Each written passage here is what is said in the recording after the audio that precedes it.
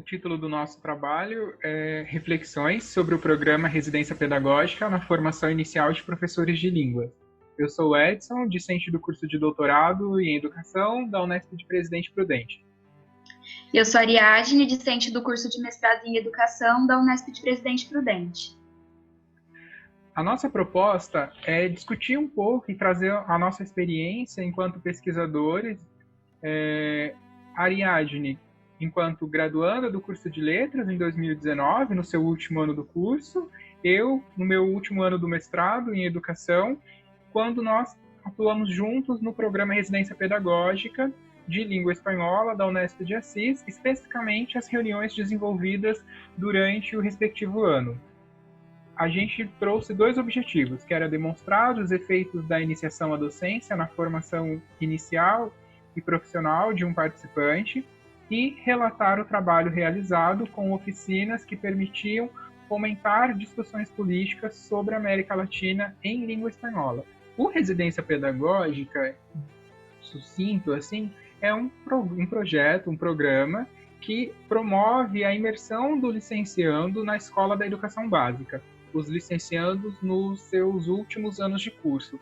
Na Unesp de Assis, o curso de Letras tem 4 anos. Então, o primeiro e o segundo ano contempla o programa PIBID, o terceiro e o quarto, residência pedagógica. Na Unesp, nós temos residência pedagógica na área de letras para português, inglês e espanhol. Essa imersão acontece em algumas escolas da educação básica, pública, principalmente. O subprojeto de espanhol, ele contemplava em 2019 8 alunos, era um trabalho em duplas. Existiam 2 modelos de atividades. Ou os alunos desenvolviam aulas no período vespertino, semanalmente, aí era um curso de língua espanhola, ou oficinas culturais, que eram quinzenais, que é o que a Ariadne vai mostrar daqui a pouco. E também nós tínhamos reuniões quinzenais com a professora universitária e da educação básica. Nessas reuniões, como a coordenadora do Residência Pedagógica e a nossa orientadora hoje, minha no doutorado, da Ariadne no mestrado, eu me somei a esse grupo por trabalhar com formação de professores de espanhol no mestrado, e aí eu participei dessas reuniões durante todo o ano. O projeto atendia o ensino fundamental 2 e o ensino médio. De maneira sucinta, a nossa concepção de formação de professor de espanhol, ele envolve a discussão de alguns pontos. Ou seja, o domínio da língua estrangeira. Eu acho que nós partimos da premissa de que ninguém ensina aquilo que não sabe, né? E a primeira pauta para o professor de língua estrangeira é ter um domínio dessa língua estrangeira. No caso do espanhol especificamente, a variação linguística do espanhol, nós temos 21 países que falam essa língua, então o professor precisa ter esse domínio dessa variação. A proximidade entre a língua portuguesa e a língua espanhola são línguas irmãs, então precisa ter essa discussão. Há uma hegemonia da variante peninsular, então nós discutimos também nas reuniões sobre o uso dessa variante europeia como hegemônica, fomentamos o uso de materiais autênticos, o trabalho com gêneros, e aí as oficinas entram um pouco nisso, a Ariadne vai mostrar, e o uso de tecnologias nas aulas, e o desenvolvimento de pesquisas, leituras na área de linguística aplicada e educação. O Residência Pedagógica para a formação inicial do docente, ele atua como uma forma de inserir o aluno docente nesse contexto de escola em um período maior do que seria o do estágio obrigatório. Outro diferencial são as reuniões com as orientações das professoras da rede pública de ensino e com o professor universitário responsável pelo projeto. Por que isso é importante? No nosso estágio obrigatório, muitas vezes os professores do ensino básico, eles não têm o tempo de te dar uma atenção maior, como acontece no programa Residência Pedagógica.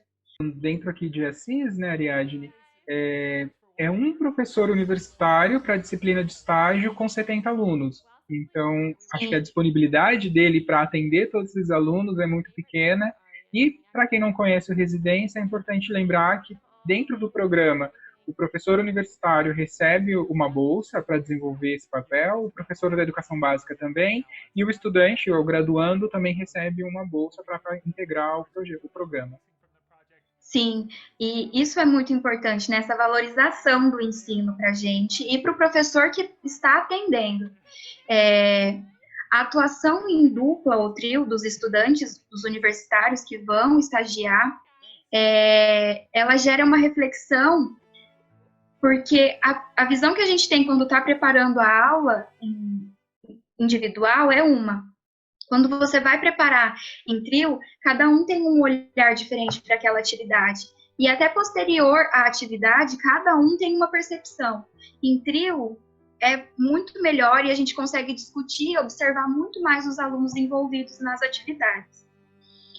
E quando você está em um processo contínuo com aqueles alunos, você se torna o protagonista da sua sala de aula. Isso é muito importante e dá até um conforto de que no final, assim, quando você olha e pensa o quanto você entrou perdido e esse processo foi se modelando com o auxílio de tantas pessoas capacitadas, é incrível ver que dá certo. Essa relação de proximidade também com os professores e com os alunos, que é interessante também, porque nós estamos no meio do caminho. A gente é aluno igual os nossos alunos da sala de aula e nós somos professores iguais os professores do ensino básico. Tem a formação ainda, mas nós somos professores também. Então, esse meio do caminho e essa proximidade da idade do aluno de licenciatura com o aluno da escola traz uma abertura para que os alunos venham até você. Isso chama bastante atenção deles. O legal de você estar nesse meio do caminho é você conseguir enxergar a teoria das discussões ou dos textos teóricos que acontecem dentro da sala de aula com a prática, para quando você vai para dentro da sala de aula. Pegar toda a metodologia que você vê sendo escrita em um papel e você aplicar dentro da sala de aula. Isso é bem interessante e para você entender também quais são as metodologias que se encaixam naquele contexto de aula, né? Porque cada sala de aula é uma. E aí a gente passa um pouquinho para as oficinas, né? Que, como a gente mencionou, o programa tem a parte de curso de línguas espanhola e também as oficinas. E dentro dos nossos objetivos, nós vamos focar um pouquinho em um relato de experiência, principalmente da Ariadne, com as oficinas de conscientização sobre o bullying. Nessa oficina, nós estávamos tratando sobre partes do corpo humano. E a ideia era focar nessa parte apenas, em características físicas, características sentimental. Mas logo no primeiro texto, que tratava sobre discriminação estética, surgiu na sala uma discussão relacionada ao bullying dentro do ambiente escolar. Nós, enquanto professores e alunos, sentamos e conversamos e vimos que havia uma necessidade muito grande daquilo ser discutido naquele momento. No material didático, ele, em um outro capítulo que tratava de outras coisas, ele trouxe o bullying, o tema do bullying. Então, nós partimos desse texto sobre o bullying, das discussões, para repensar esses temas políticos e sociais, compreendendo que a política abarca um bem social e comum, né? E o aluno ele tem que estar bem no ambiente escolar para que ele tenha um bom aproveitamento. Então, esse texto tratava sobre o bullying e como ele é tratado na América Latina, em especial na Argentina, que é o país citado no texto lido, e quais eram as políticas adotadas. Posterior a esse texto, nós propomos que os alunos fizessem buscas e pesquisas sobre o bullying e o que ele era, e para trazer esse texto para a realidade dos alunos, o que é muito importante e faz com que tenha um outro sentido. Os alunos realizaram as pesquisas e pontuaram quais eram as causas, as consequências e as possíveis soluções para o bullying. A partir disso, nós levantamos os principais tipos de discriminações que aconteciam dentro da escola. E aí eles trouxeram a LGBTfobia, uma aluna pontuou ser mulher, que configura o machismo, a xenofobia, gordofobia e racismo. Depois que eles pontuaram esses temas, nós propomos que eles fizessem uma pesquisa para entender o que eram essas coisas. E essa pesquisa ela está pontuada no livro que foi produzido pelos alunos. As pesquisas eram todas publicadas em um aplicativo, e esse aplicativo era usado dentro da escola, no computador e laboratório da escola, pois foi levantado com eles, e eles tinham a possibilidade de realizar essas pesquisas só na escola, por conta do uso da internet, o auxílio para lidar com o aplicativo também. Essas pesquisas eram publicadas nesse aplicativo, e todos os alunos da turma tinham acesso. Então, todo mundo sabia o que todo mundo estava pesquisando. E tinham perguntas norteadoras também. E aí, eles podiam um auxiliar o outro. Foi bem interessante esse trabalho em equipe também.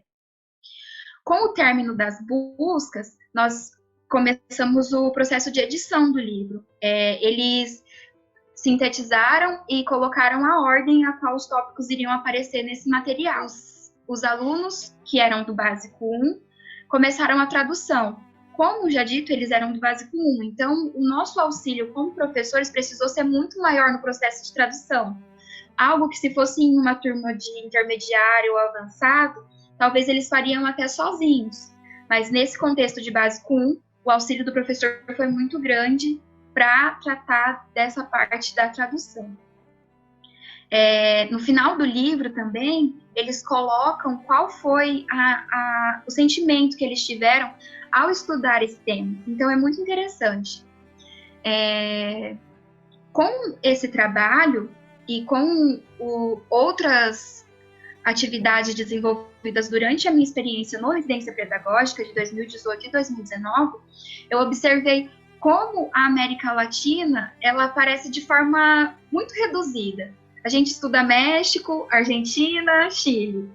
E os outros países? Eles não têm cultura, eles não têm espaço nos textos, no material didático.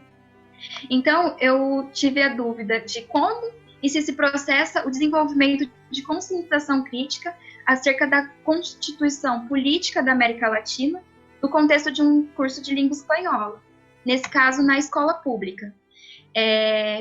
Como ela aparece? O professor de língua estrangeira, de língua espanhola, ele está preparado para quebrar esse estereótipo? Como que ele pode refletir a sociedade dentro da sala de aula, às vezes partindo do macro, que é a Constituição da América Latina, que é o que eu quero estudar, e como ele pode partir do micro também? Nesse caso, a gente partiu de um problema dentro da escola. E aí, partir disso para você refletir sobre a América Latina, sobre os problemas que nós enfrentamos. Mas nós não somos só esse problema.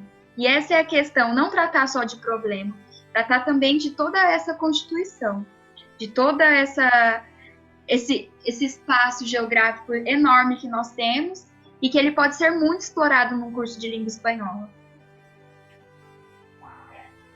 E aí, para a gente finalizar, né, Ariadne, a gente tentou destacar um pouco a importância desse programa enquanto imersão do aluno dentro do contexto da escola pública, e a gente pautou um pouquinho mais nessa oficina, porque foi uma coisa que surgiu dos alunos, então isso reforça um pouco a ideia de que escola e sociedade elas têm que andar juntas, que os alunos também têm desejos e interesses, e aprender a língua estrangeira não é só aprender a gramática, envolve toda uma questão de consciência crítica, de posicionamento, de reflexão, e a partir disso os próprios alunos foram para buscar alguns temas que estão aí na sociedade, que muitas vezes são considerados temas tabus e que não aparecem no material didático, reforçando a importância do trabalho com material autêntico, porque vocês tiveram que construir tudo, e aí surgiu como resultado, né, para a gente finalizar, a construção do livro em português e em espanhol pelos professores e a submissão da pesquisa de mestrado da Ariadne, que ela mencionou, que a partir dessa experiência do bullying, você agora, no primeiro ano do mestrado, começa a pensar um pouco nessa temática da América Latina, da língua espanhola. E aí nós deixamos algumas referências aqui para o trabalho, e é isso. Muito obrigado. Obrigada.